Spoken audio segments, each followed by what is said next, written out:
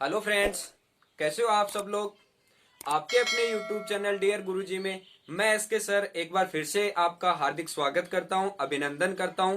अब अपन ने पिछली क्लास में पढ़ लिया था, 2.1 पढ़ ली थी।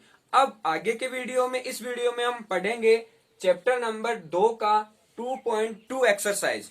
ठीक है, देखो इसमें क्वेश्चन नंबर फर्स्ट आपका दिया हुआ है, निम्न संख्याओं को अभाज्य गुणनखंडों के गुणनफल के रूप में व्यक्त कीजिए। तो कुछ टॉपिक है इसमें, टॉपिक वाइज अपन इसमें चैप्टर में जो क्वेश्चन में दिए हुए हैं उनके पार्ट वाइज कुछ क्वेश्चन से उनको हल करने की कोशिश करेंगे यहाँ। तो देखो यहाँ पार्ट पहला है जिसमें 468 वैल्यू है, 468। इसको क्या करना है, अभाज्य गुणनखंडों के गुणनफल के रूप में व्यक्त करना है। अब देखो यहाँ एक नाम आया है, क्या, अभाज्य गुणनखंड। तो देखो अभाज्य क्या होता है, भाज्य क्या होता है, संख्या में उनको थोड़ा सा समझ ले हम। तो देखो स्टार्ट करते हैं। जैसे संख्या है हमारे पास में, संख्या है, इसका दो पार्ट हो गया इस बार।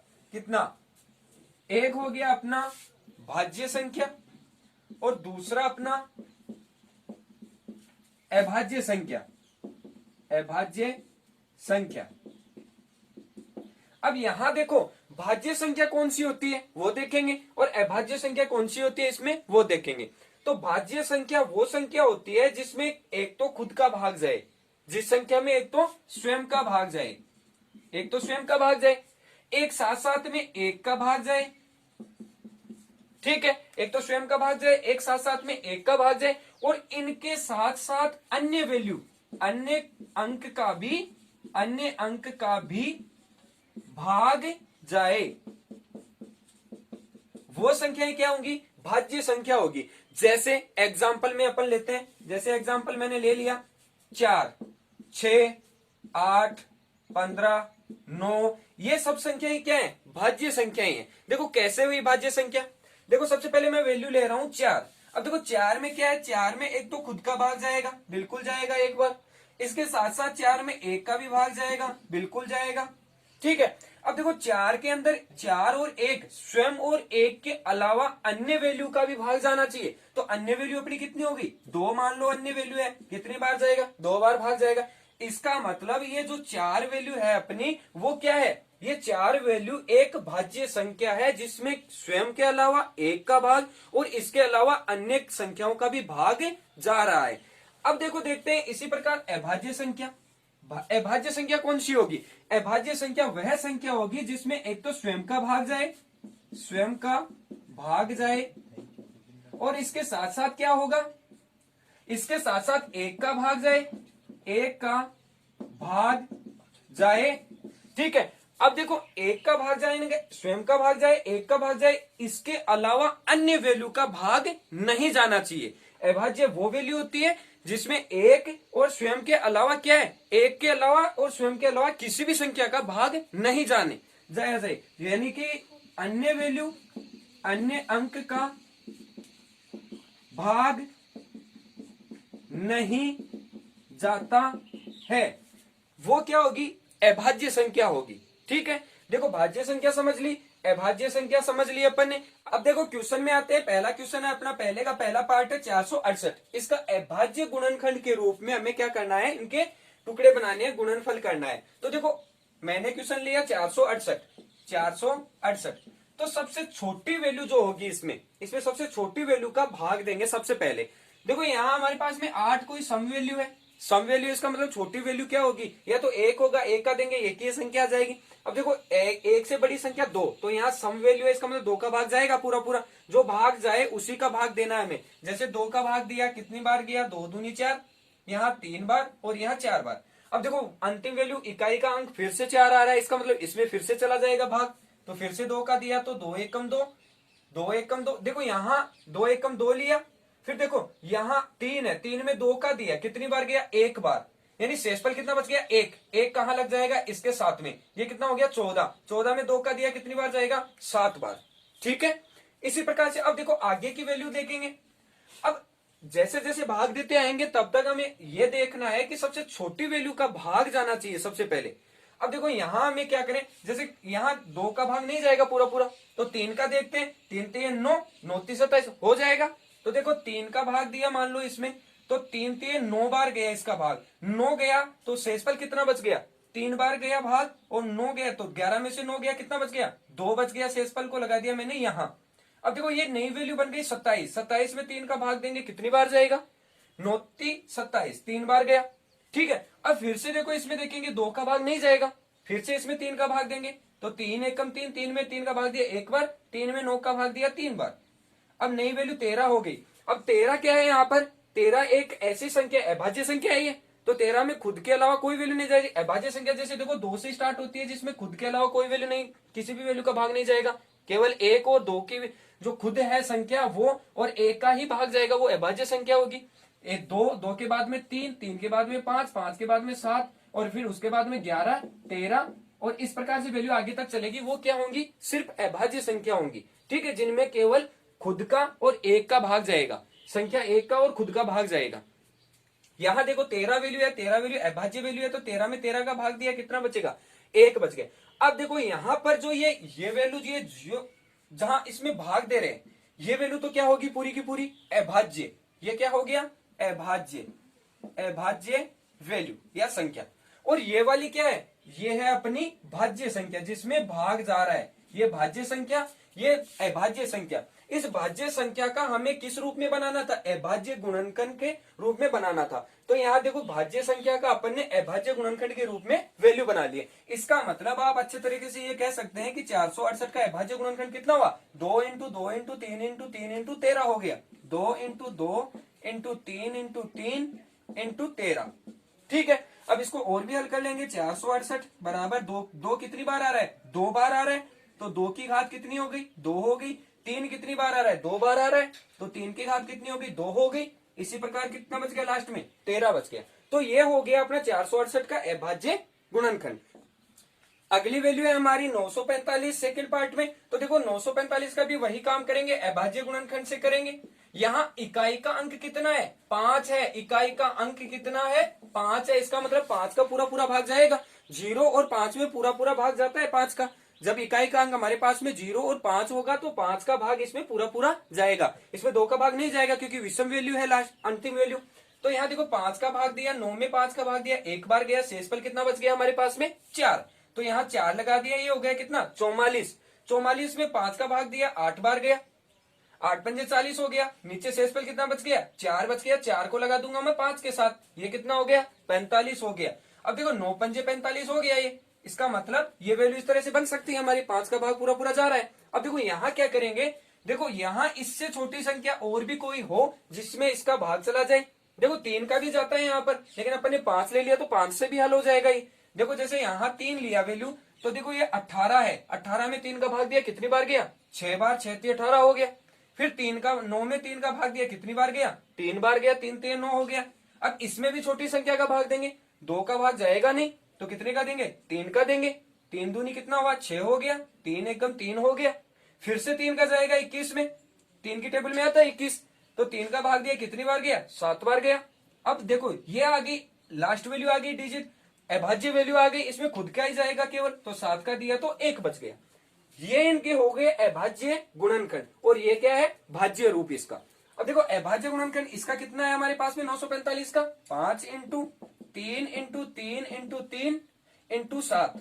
अब यहाँ देखो इसको किस तरह से लिख सकते हैं, 3 को पहले, छोटी वैल्यू है उसको पहले ले लेंगे, तो यहाँ कितना होगा 3 की पावर 3, 3 बार आ रहा है ये, तो 3 की पावर 3 इंटू 5 इंटू 7, ये वैल्यू होगी अपनी 945 का अभाज्य गुणनखंड।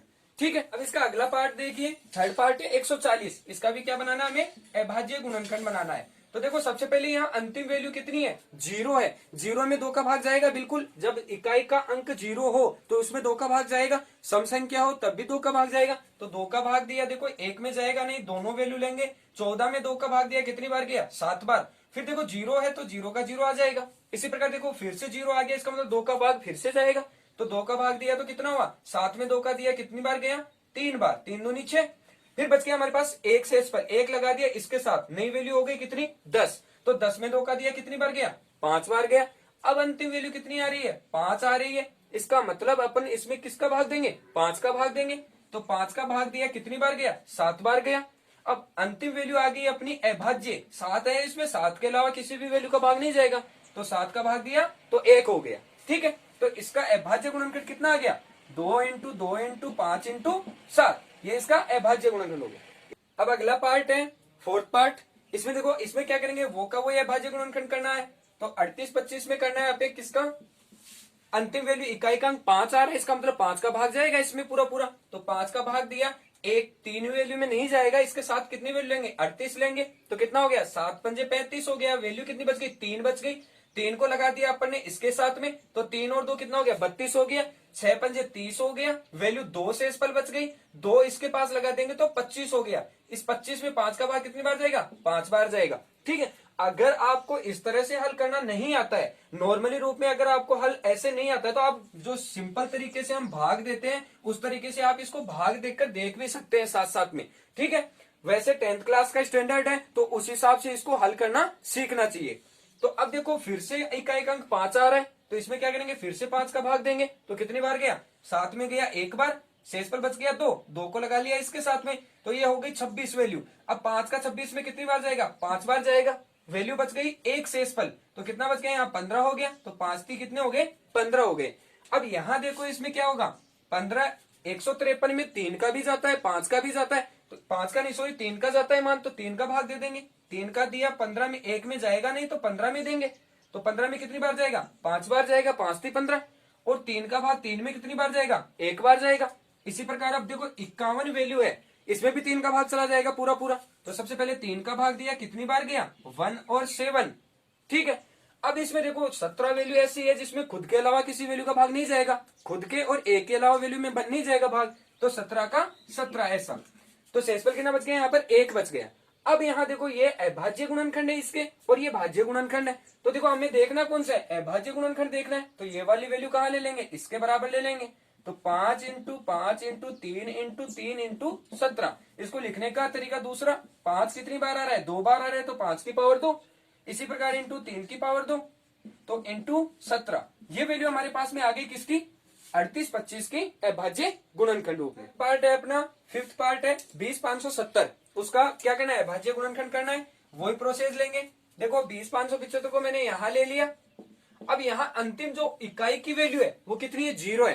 तो 0 है, तो निश्चित रूप से इसमें 2 का पूरा पूरा भाग जाएगा। तो सबसे पहले अपन ने 2 का भाग दिया, 2 में 2 का दिया 1 बार, फिर 0 का 0, फिर 5 में 2 का दिया, तो देखो कितनी बार जाएगा, 2 बार जाएगा। 2 दूनी 4, 5 में से 4 गया तो कितना बच गया, 1 बच गया। 1 लगा लिया मैंने 7 के साथ में, कितनी होगी नई वैल्यू, 17। 17 में 2 का दिया, कितनी बार जाएगा, 8 बार। 8 दूनी 16, 17 में से 16 गया, कितना बच गया, 1 शेषफल बच गया, उसको इसके साथ लगा लिया अपन ने। तो ये हो गई 10 वैल्यू। अब 10 में 5 का भाग देंगे, कितनी बार जाएगा, 5 बार।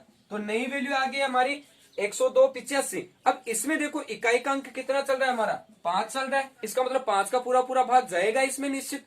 तो यहां देखो 5 का भाग दिया, तो सबसे पहले 1 में जाएगा नहीं, तो 2 वैल्यू लेंगे, 10 लेंगे। 10 में 5 का भाग कितनी बार गया, 2 बार गया। फिर यहाँ देखो 2 में भाग जाएगा नहीं, दूसरी वैल्यू लेंगे कितनी, 8।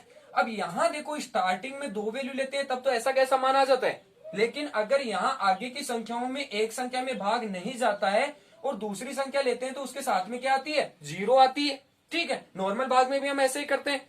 तो यहाँ देखो 2 वैल्यू बन गई कितनी, 2 और 8 28 बन गई। 28 में 5 का देंगे, कितनी बार जाएगा, 5 बार जाएगा। शेषफल कितना बच गया, 3 बच गया। 3 को इसके साथ लगाएंगे, 5 7 35 हो गए। ठीक है, अब यहाँ देखो आगे क्या करना है हमें। अगर नहीं पता चले कि 5 का जाएगा तो 5 का तो यहाँ नहीं जाने वाला, 7 का देख लो, 7 का भी नहीं जाएगा, इसमें नहीं जा रहा 7 का भी। तो देखो कितना दे लेंगे, 11 का दे ले, 11 का चला जाएगा इसमें। देखो 11 दूनी 22, तो ज्यादा हो जाएगा 20 से, तो कितना लेंगे, 1 बार। 11 का 20 में कितनी बार गया, 1 बार। शेषफल कितना बच गया हमारा, 9 बच गया। 9 को लगा लिया मैंने 5 के साथ में, तो 11 8 कितना हुआ, 88। 11 9 में 99, तो ज्यादा हो जाएगा इससे। तो 11 8 कितना ले लिया, 88। अब इसमें से 88 लेस करूंगा तो 7 बच जाएगा, और 7 को क्या भेज दूंगा, आगे भेज दूंगा, तो नई वैल्यू हो गई 77। तो इसमें 11 का भाग दिया, कितनी बार गया, 7 बार गया। अब देखो आगे फिर से इसमें 11 का जा रहा है, बिल्कुल जा रहा है, तो 11 का फिर से भाग दे दो। तो देखो 1 में तो जाएगा नहीं, 18 लेंगे। 18 में 11 का भाग दिया, कितनी बार गया, 1 बार गया। वैल्यू शेष कितनी रह गई, 7 रह गई। 7 को आगे 7 के साथ ऐड कर दिया, तो कितना हो गया, 77 हो गया। 77 में 11 का भाग 7 बार गया, तो न्यू जो वैल्यू आ गई 17 आ गई। 17 क्या है यहाँ पर, अभाज्य गुणनखंड है, तो अभाज्य संख्या है एक, तो इसका मतलब इसमें खुद का भाग जाएगा, अदर वैल्यू का नहीं जाएगा। तो 17 में 17 गया 0। अब इसका ये तो आ गया अभाज्य और ये आ गया भाज्य रूप, ठीक है। तो अभाज्य को लिख लेंगे, हमें अभाज्य गुणनखंड चाहिए, तो 2 into 5 into 11 into 11 into 17 value आ गई। अब इसको दूसरी तरीके से लिखेंगे, 2 इंटू 5 इंटू 11 की कितनी पावर है, 2 पावर है, तो 11 की पावर 2 इंटू 2 बार आ रहा है तो 2 बार ले लिया यहाँ पर, इंटू 17। ये हो गया अपना 20,570 का अभाज्य गुणनखंड। अब क्वेश्चन नंबर 2 देखिए, निम्न का एचसीएफ व एलसीएम ज्ञात कीजिए तथा सत्यापित कीजिए कि एचसीएफ इंटू एलसीएम पूर्णांकों का गुणनफल होता है। तो यहाँ देखिए हमारे पास में दो वैल्यू है अलग अलग, 96 और 404। इनका हमें क्या देखना है, एचसीएफ और एलसीएम देखना है। सबसे पहले हम इनका क्या देखेंगे, एलसीएम देखेंगे। एचसीएफ देखेंगे, दोनों वैल्यू देखेंगे तो सब देखो एचसीएफ क्या होता है, एचसीएफ की डेफिनेशन होती है वह छोटी से छोटी संख्या जिसका इन दोनों में विभाजन हो जाए, जिससे इन दोनों का विभाजन हो जाए, वह छोटी से छोटी संख्या जिससे इन दोनों का विभाजन हो जाए उसे एचसीएफ कहेंगे। अब देखो यहाँ पर हमें एचसीएफ और एलसीएम दोनों ज्ञात करने, तो सबसे हम एलसीएम ज्ञात करते हैं सबसे पहले। तो एलसीएम ज्ञात करने के लिए देखो एलसीएम का क्या होता है फॉर्मूला, इन दोनों संख्याओं को एक साथ लेंगे और जो अपनी गुणनखंड विधि है उस विधि से अपन इसका डिवाइड करेंगे। तो दोनों को एलसीएम में हमेशा दोनों वैल्यू साथ में लेते हैं और एचसीएफ हमेशा इन दोनों वैल्यू का अलग अलग निकलता है। और जो वैल्यू आएगी एलसीएम में, जो वैल्यू आएगी वो सबसे बड़ी घात लेंगे, जो अभाज्य गुणनखंड होंगे उनके बड़ी घात लेंगे एलसीएम में, और एचसीएफ में अपन क्या करेंगे, एचसीएफ में कॉमन वैल्यू लेंगे। तो यहाँ देखो एलसीएम निकालेंगे 96 और 404 का, तो 96 और 404।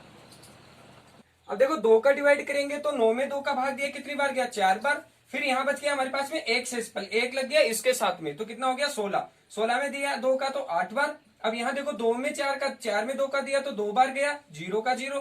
फिर 4 में 2 का दिया 2 बार गया, ठीक है। अब इसमें भी क्या करेंगे, फिर से हमें इसमें 2 का डिवाइड चला जाएगा, तो 2 से किया तो 4 में दिया तो 2 बार, और 8 में दिया तो 4 बार। इसी प्रकार 2 में दिया तो 1 बार, और 2 में दिया तो 1 बार। अब यहाँ 24 में देखो 2 का भाग जाता है लेकिन इसमें नहीं जाता, तो हमें सबसे पहले जिस भी वैल्यू में कम वैल्यू का भाग जाता है उसको डिवाइड करते चलना है। तो यहाँ देखो 24 में 2 का भाग दिया कितनी बार गया, 12 बार गया, ये 101 ऐसा का ऐसा। फिर 12 में फिर से 2 का जा रहा है, तो फिर से 2 का दे दो, कितनी बार गया, 6 बार गया, फिर से 101 ऐसा कैसा। फिर 6 में भी 2 का भाग जाएगा तो कितनी बार गया, 3 बार गया, और फिर 101 भी ऐसा कैसा। यहाँ देखो 2 का भाग नहीं जाएगा तो 2 से बड़ी वैल्यू 3, तो 3 का चला जाएगा इसमें भाग, कितनी बार गया, 1 बार गया, और यहाँ 101 वैल्यू आ गई। इसी प्रकार यहाँ अब देखो 101 क्या है, ये 101 हमारा क्या है, अभाज्य वैल्यू है, ये अभाज्य गुणनखंड का रूप है, इसलिए इसमें खुद के अलावा किसी और वैल्यू का भाग नहीं जाएगा। तो इसमें 101 का दिया तो कितना हुआ, 1 बार गया। देखो अभाज्य संख्याएं कौन सी थी, अभाज्य संख्या वह थी जिसमें खुद के अलावा किसी और वैल्यू का भाग नहीं जाए। जिस प्रकार से 2, 3, 5, 7 और 11 इस प्रकार से आगे तक की संख्याएं चलेंगी, वो किसमें आएगी, अभाज्य संख्या आएगी। ऐसी वैल्यू जिसमें खुद के अलावा किसी और वैल्यू का भाग नहीं जाएगा, तो ऐसी वैल्यू कौन सी है, 101 भी ऐसी वैल्यू है जिसमें खुद के अलावा भाग नहीं जा रहा है। तो इसका मतलब ये वाला कहां तक हो गया, 101 तक हो गया। तो इसको अपन लिख लेंगे एलसीएम, किसका एलसीएम, 96 और 404 का एलसीएम बराबर 2 की घात कितनी है, 1, 2, 3, 4, 5, तो 2 की घात 5 इंटू 3 इंटू 101, ये अपना क्या हो गया, एलसीएम हो गया। इसी प्रकार हम क्या निकालेंगे, 96 और 404 का एचसीएफ निकालेंगे। तो एचसीएफ क्या होगा, हाईएस्ट कॉमन फैक्टर।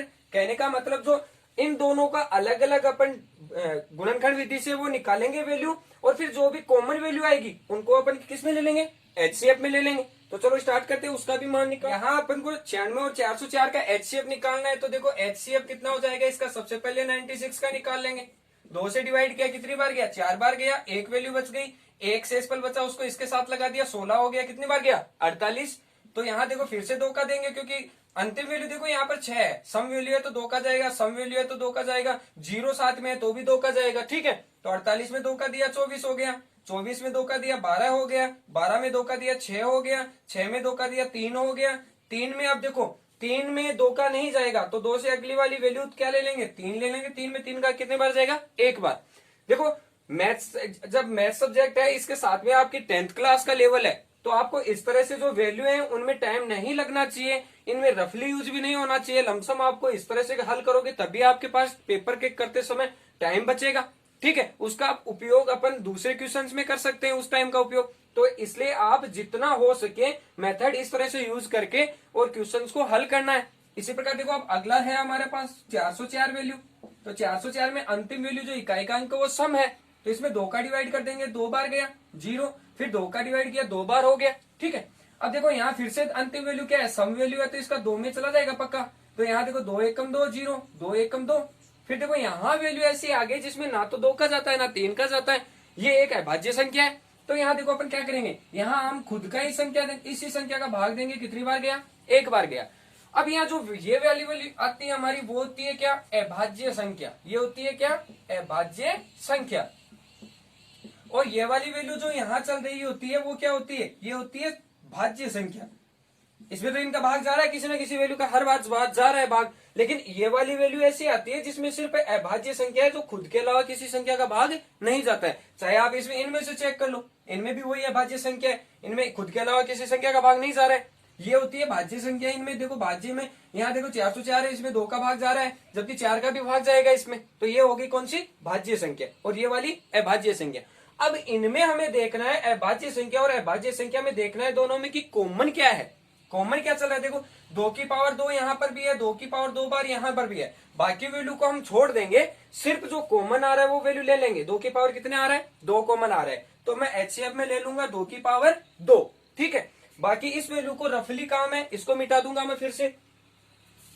अब देखो हमारे पास में क्या है वैल्यू, न्यू मान हमारा क्या ज्ञात करवा रहा है क्वेश्चन में कि अभाज्य गुणनखंड है यहाँ पर एचसीएफ और एलसीएम का, वो पूर्णांकों के गुणनफल के बराबर आना चाहिए। तो इस वाली जो ये वाला लिखा हुआ है इस चीज को मैं क्या करता हूँ, गणितीय भाषा में चेंज कर देता हूँ। तो देखो एचसीएफ इंटू एलसीएम बराबर, एचसीएफ इंटू एलसीएम बराबर पूर्णांकों का गुणनफल। पूर्णांक को मैंने इसको ए ले लिया और इसको मैंने बी ले लिया। ठीक है, तो इसको क्या लिखूंगा मैं, ए इंटू बी लिख लूंगा। पूर्णांकों का गुणनफल करना है, इसका मतलब इस वैल्यू और इस वैल्यू का क्या करना है, गुणनफल करना है। तो ए इंटू बी ले लिया यहाँ पर। ठीक है, अब यहाँ हमारे पास एचसीएफ कितना था, 2 की पावर 2 था, यहाँ पर ले लिया 2 की पावर 2 इंटू एलसीएम कितना था, 2 की पावर 5 इंटू 3 इंटू 101, और ए की वैल्यू 96 इंटू बी की वैल्यू 404, तो यहाँ हो गया 404। अब देखो यहाँ हमें इसको हल करना है और कुछ इस तरह जो सामने वाली वैल्यू इनकी बराबर वैल्यू लानी है। यही तो कह रहा है एचसीएफ इंटू एलसीएम का मान ए क्रॉस बी के बराबर आना चाहिए। ठीक है, तो क्या करेंगे, 2 की पावर 5 है, इसका मतलब ये मान कितना हो गया, 32 हो गया। ठीक है, और 2 की पावर 2 है, इसका मतलब ये हो गया 4 इंटू 32 इंटू 3 इंटू 101 बराबर 96 इंटू 404। ठीक है, अब यहाँ देखो हमारे पास भी, मैं अगर ये 404 इस तरफ भी बना लेता हूं तो बाकी जो वैल्यू होती है उनको मल्टीप्लाई करने पर कितना आना चाहिए, 96 आना चाहिए, तब इनके दोनों के बराबर हो जाएगी वैल्यू। तो यहाँ देखिए 101 को मैं 4 से मल्टीप्लाई कर दूंगा तो 404 आ जाएगा हमारा, तो कर दो गुणा इसको, तो यहाँ हो गया 404 इंटू, अब 32 को 3 से मल्टीप्लाई कर दो, 3 दूनी 6 और 3 3 9, 96 हो गया। इस तरफ भी क्या चल रहा है, 96 इंटू 404 चल रहा है। इसका मतलब जो एलसीएम था अपना, सॉरी इसका मतलब जो ये वाली वैल्यू है, इस तरफ वाली वैल्यू है, वो दूसरी तरफ वाली वैल्यू के क्या हो गई, बराबर हो गई। ठीक है, तो आरएचएस किसके बराबर होगा, एलएचएस के बराबर हो गया। ठीक है, इसका मतलब जो चीज हमें पूछ रहा था वो आ गई हमारे पास में, एलसीएम और एचसीएफ का गुणनफल पूर्णांकों के गुणनफल के बराबर आ गया। अब इसका दूसरा पार्ट देखिए, 336 और 54 है। ठीक है, तो सबसे पहले हमें क्या ज्ञात करना है, सबसे पहले हमें ज्ञात करना है एलसीएम किसका, एलसीएम ज्ञात करना है 336 और 54 का। ठीक है, तो यहाँ देखो एलसीएम ज्ञात करें 336 और 54 का। एलसीएम हम किस प्रकार से ज्ञात करते हैं, एलसीएम हम ज्ञात करते हैं दोनों वैल्यू का एक साथ, यानी कि 336 और 54 का। अब यहाँ दोनों में देखो सम संख्या है, इकाई का अंक कितना है, सम संख्या है, इसका मतलब 2 का पूरा पूरा भाग जाएगा। तो सबसे पहले हम ज्यादातर संख्याओं में यही प्रयोग करेंगे कि सबसे छोटी संख्या का भाग देना है सबसे पहले। तो यहाँ देखो 2 का भाग दिया 3 में, तो 1 बार गया, यहाँ 1 बच गया, शेषफल इसके साथ लग गया 13। तो 13 में देखो 2 का भाग देंगे तो 12 बार जाएगा, मतलब 6 बार जाएगा, 6 दूनी 12 हो गया, फिर से शेषफल 1 बच रहा है।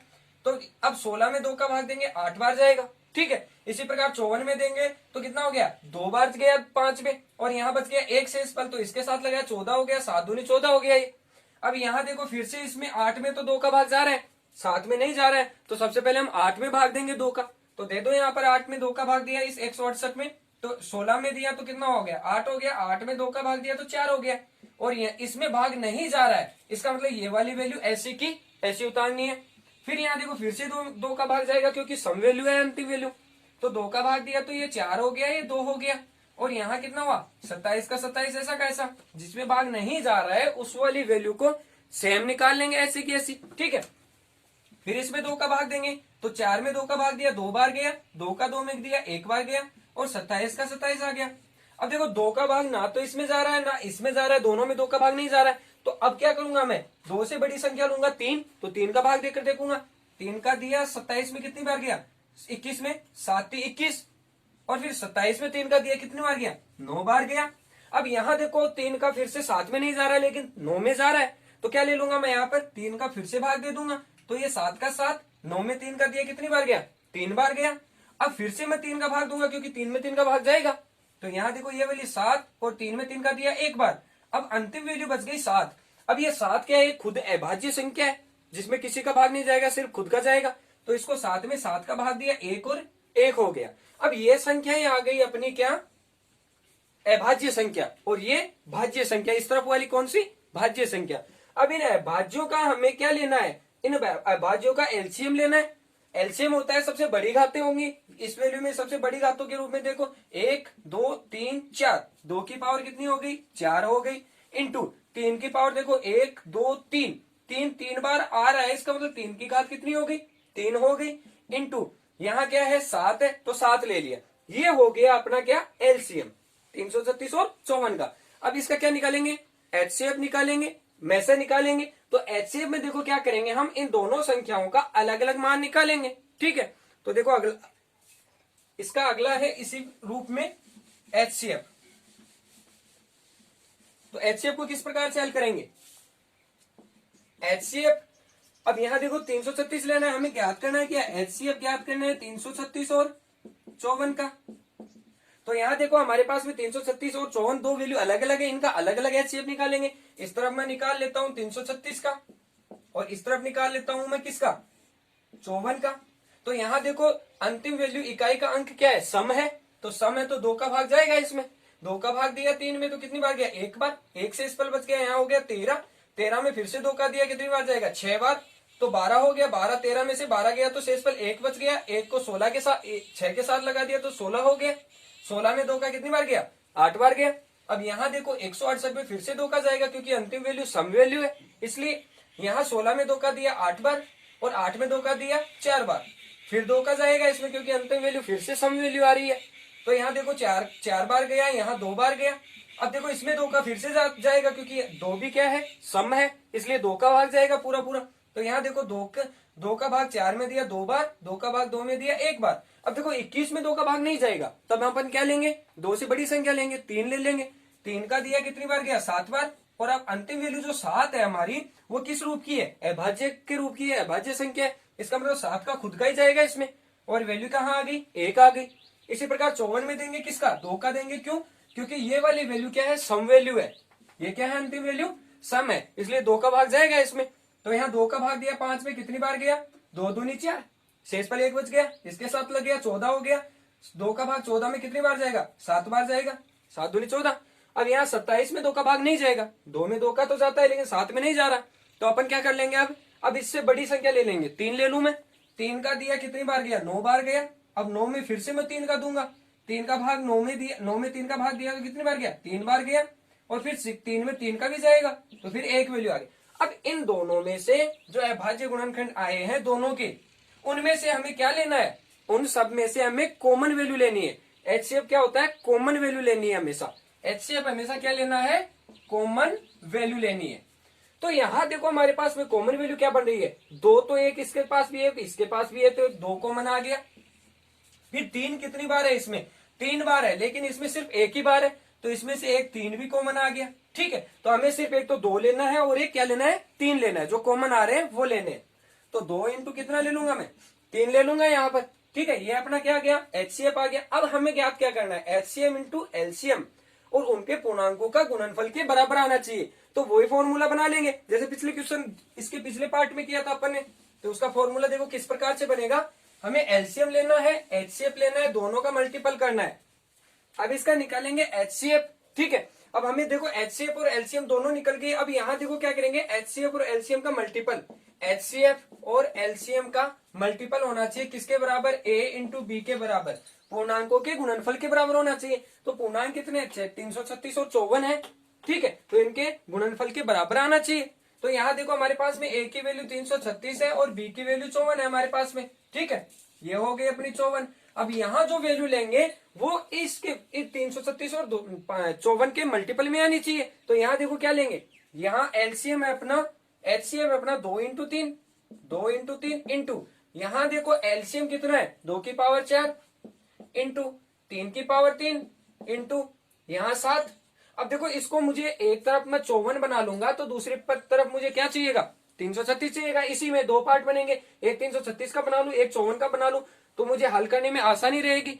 इसका दूसरा तरीका आपके पास ये भी है कि 36 का 54 से मल्टीपल कर लो और फिर इस तरफ भी पूरी वैल्यू का मल्टीपल कर लो, दोनों का मान बराबर आएगा, फिर भी वही मान आएगा, ठीक है। तो अपन इसका थोड़ा सा शॉर्ट मेथड लेकर चले ताकि मल्टीपल करने का टाइम हमारे पास बच जाए। तो यहाँ देखो इसको इस तरफ ऐसा कैसा रखेंगे, सिर्फ हमें इस तरफ एक पार्ट 54 बना ले, दूसरा पार्ट एक 336 बना ले, तो दोनों का मान बराबर आ जाएगा।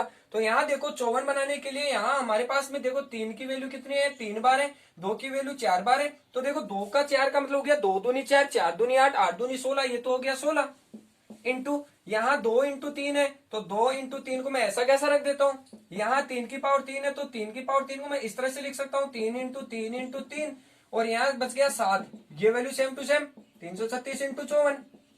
अब यहाँ मुझे 54 बनाना है तो देखो 3 को 3 से किया 9 और 9 3 27, 27 दूनी कितना हो गया 54। तो यहाँ देखो ये वाली अगर मैं वैल्यू लेता हूँ पूरी की पूरी तो 3 3 9, 9 3 27, 27 दूनी 54, ये बन गया क्या 54 टोटल। और जो बाकी वैल्यू बच गई उसको 16 के साथ ले लू, ठीक है। 16 को मैं 3 से मल्टीप्लाई किया तो 16 3 कितना हो गया 48 हो गया, और इंटू इस वैल्यू का मान हमारा कितना हुआ 3 3 9, 9 3 27, 27 दूनी 54, ये 54 बन गया। और बच गया क्या हमारे पास में 7 बच गया। तो यहाँ देखो इस तरफ मुझे चाहिए 336 इंटू 54, ये 54 तो बन गया। अब मुझे क्या लाना है 336 लाना है, इसका मतलब मैं इसका मल्टीपल इसके साथ करवा दूं, 336 आता है देख लेते हैं।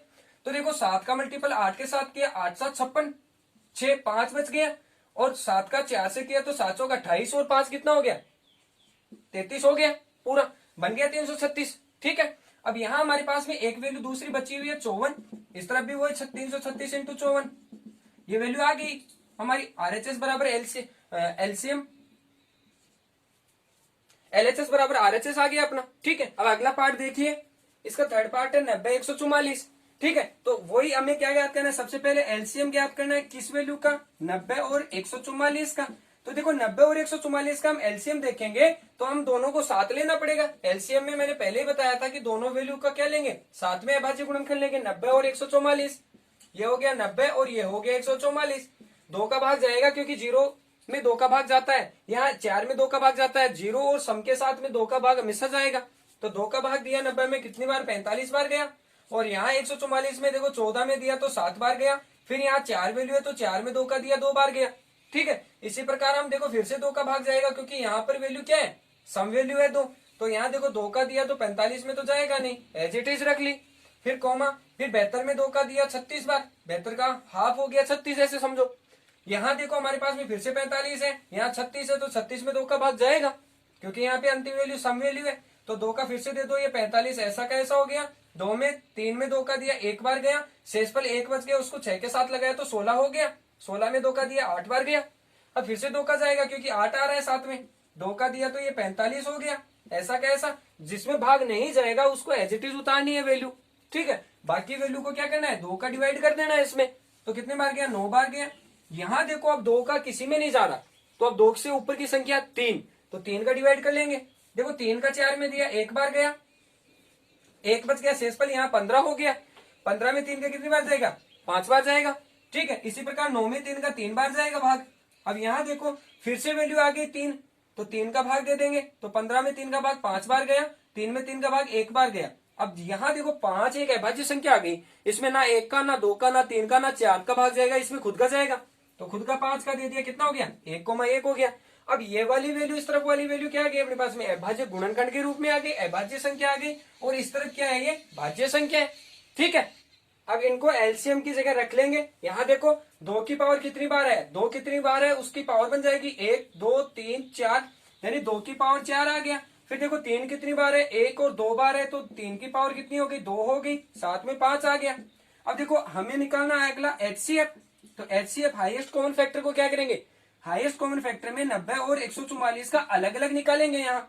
ठीक है, तो यहाँ देखो इसको अलग अलग निकालने के लिए एचसीएफ का मान किस प्रकार से होगा, अलग अलग निकालेंगे। तब देखो एचसीएफ बराबर, यहां ले लिया मैंने कौन सी वैल्यू 90, और इस तरफ ले ली मैंने कौन सी वैल्यू 144।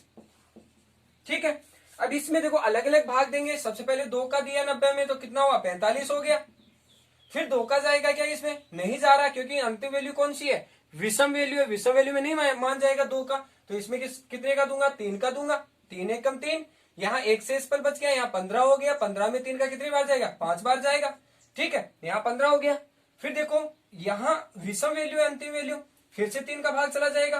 तो देखो क्या है, यहाँ पर 15 में 3 का दिया, 5 बार गया। अब ये खुद अभाज्य संख्या है 5, तो इसमें खुद के अलावा कोई वैल्यू का भाग नहीं जाएगा, तो 5 का दे दिया, ये शेषफल बच गया। एचसीएफ में लेना है ये वाला जो अभाज्य गुणनखंड आ रहा है और ये वाला जो अभाज्य गुणनखंड आएगा, इन दोनों का कॉमन वैल्यू एचसीएफ में वो लेना है। इसमें देखो 2 का भाग जाएगा, क्योंकि अंतिम वैल्यू क्या है, सम है, इसलिए 2 का दे दिया। कितनी बार गया, 7 और 2 72 बार। फिर 2 का देंगे, तो यहाँ देखो 7 में 2 का दिया, 3 बार गया, 1 से पर बच गया, वो 2 के साथ लग गया, 12 हो गया, 12 में 2 का भाग 6 बार गया। फिर 2 का चला जाएगा, क्योंकि अंतिम वैल्यू क्या आ रही है, सम वैल्यू आ रही है। फिर 2 का दिया, 2 एकम 2, 8 दूनी 16। फिर 2 का दिया तो कितनी बार गया, 9 बार गया। अब 9 में देखो क्या करेंगे, 9 में हमें 2 भाग बनाने हैं, कहने का मतलब 3 और 3, 9 3 3 9 हो गया। यहाँ पर देखो 3 का भाग जाएगा, क्योंकि 2 का नहीं जाएगा इसमें, तो 3 का भाग कितनी बार गया, 3 बार गया। अब 3 एक अभाज्य संख्या आ गई, इसका मतलब इसमें खुद के अलावा कोई वैल्यू का भाग नहीं जाएगा। अब इन दोनों में से हमें कॉमन फैक्टर देखना है कि कितना है, कॉमन वैल्यू जो दोनों में आ रही है कौन सी है, देखो 2 आ रही है, इसमें भी 2 आ रही है, तो एक तो हो गया 2। फिर 3 इसमें भी आ रही है, 3 इसमें भी आ रही है, दूसरा 3 इसमें भी आ रहा है, दूसरा 3 इसमें भी आ रहा है। बाकी वैल्यू इसमें किसी भी वैल्यू में इसका कोई कॉमन फैक्टर नहीं है, तो बाकी को छोड़ देंगे। जो कॉमन आ रहा है उनकी एक एक संख्या ले लेंगे। ये दोनों कॉमन है तो इनमें से 2 ले लिया, ये दोनों कॉमन है तो इनमें से 1 ले लिया, ये दोनों कॉमन है तो इनमें से 1 ले लिया। तो यहाँ 2 इंटू 3 इंटू 3 क्या हुआ, कॉमन हो गया। तो हमने मान ले लिया एचसीएफ का 2 इंटू 3 इंटू 3। अब देखो यहां हमें क्या करना है, जो क्वेश्चन में पूछा है उस प्रकार से हमें क्वेश्चन को बनाना है। तो देखो कैसे बनाएंगे इसका क्वेश्चन। अगला बोल रहा है क्या, एचसीएफ इंटू एलसीएम का मान, एचसीएफ इंटू एलसीएम का मान बराबर होना चाहिए पूर्णांकों के गुणनफल के, यानी ए क्रॉस बी के बराबर होना चाहिए। यहाँ ए अपना क्या है 90 है और बी अपना क्या है 144 है। तो देखो एचसीएफ कितना है हमारा, एचसीएफ हमारा दिया हुआ है, देखो नीचे 2 into 3 into 3, 2 into 3 into 3। LCM हमारा है 2 की पावर 4 इंटू 2 की 3 की पावर 2 इंटू 5 वैल्यू किसके बराबर आनी चाहिए, ए इंटू बी के, 90 इंटू 144 के। ठीक है, अब देखो इस तरफ वाली वैल्यू को हमें 90 और 144 के फैक्टर में अगर बना लिया जाए तो ये दोनों आपस में वैल्यू क्या हो जाएगी, बराबर हो जाएगी। तो यहां देखो अपन क्या करेंगे, 90 बनाना चाहेंगे। ठीक है, यहां 2 की पावर 4 का मतलब 16 हो गया। ठीक, तो इसको मैंने 16 ले लिया, इंटू 2 की पावर 4 है हमारे पास में, तो 2 की पावर 4 का कितना हो गया 16 हो गया। बाकी वैल्यू को देखो हमें 90 बनाना है, तो बाकी वैल्यू को ऐसा कैसा रख लेंगे, जैसे 2 की पावर 4 को मैंने यहाँ रख लिया। ठीक है, अब देखो यहाँ 3 इंटू 3 है, तो 3 इंटू 3 को क्या ले लिया 9 ले लिया। यहाँ हमारे पास में बच गई वो वैल्यू देख लेंगे, यहाँ 2 बच गया एक, तो फिर 3 की पावर 2 बच गया और 5 बच गया। 3 की पावर 2 का मतलब कितना हुआ 9 हो गया, 9 दूनी कितना हुआ 18 हो गया। इसको 18 ले लिया, इंटू ले लिया 5, इस तरह बचा हुआ है 90 इंटू 144। इसको ऐसा कैसा रखेंगे, इसका देखो दूसरा तरीका ये है कि सभी वैल्यू का मल्टीपल, सभी वैल्यू का मल्टीपल इस तरफ की वैल्यू के मल्टीपल के बराबर आना चाहिए। या तो इनको मल्टीप्लाई कर लो जो वैल्यू आएगी, और इन सबको मल्टीप्लाई कर लो जो भी वैल्यू आएगी, ये दोनों आपस में बराबर आएगी। या दूसरा तरीका है कि 90 इंटू 144 इस तरफ है, तो इस तरफ भी कुछ ऐसी ही वैल्यू बना दे ताकि हमें 90 इंटू 144 इस तरफ मिल जाए, 90 इंटू 144 इस तरफ मिल जाए, तो दोनों आपस में बराबर हो जाएगी। तो यहाँ देखो 90 इंटू 144 बनाने की कोशिश करते हैं, 18 पंजे 90 हो गया, ये वाला 90 हो गया। अब 9 को 16 से मल्टीप्लाई करेंगे, 9 16 ने में कितना 144 हो गया। वैल्यू आ गई हमारे पास में 144 इंटू 90। इस तरफ भी वो क्या है 90 इंटू 144 है। इसका मतलब जो RHS था अपना वो LHS के बराबर आ गया। ठीक है, तो ये वाला हो गया अपना। सत्यापित कीजिए कि HCF और LCM पूर्णांकों के गुणनफल के बराबर, यानी HCF और LCM का मल्टीपल A इंटू बी के बराबर आ गया। अब देखो अगला क्वेश्चन है क्वेश्चन नंबर 3, वो हम करेंगे नेक्स्ट क्लास में। ओके।